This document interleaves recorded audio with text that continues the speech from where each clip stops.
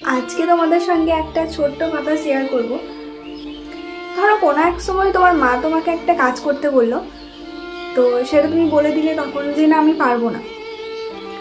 তো তখন তোমার মা তোমাকে অনেক বকাঝকা করে অনেক বলে বলে কাজটা করালো।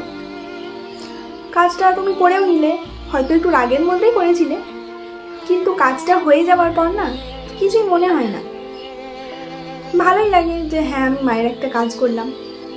কিন্তু তোমার মা তোমাকে কাজ বললো, তুমি বলে দিলে যে না পারবো না, কিন্তু তখন মা তোমাকে কিছু না বলে নিজেই মুখ নিচু করে কাজটা নিজেই করে নিল।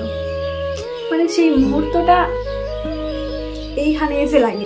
আসলে এটা বলছি কারণ আজকে আমার সঙ্গে এটাই হয়েছে।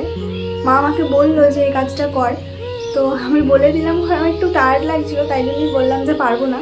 আর জানো, মা কিছু না বলেই না নিজেই কাজটা করে নিল।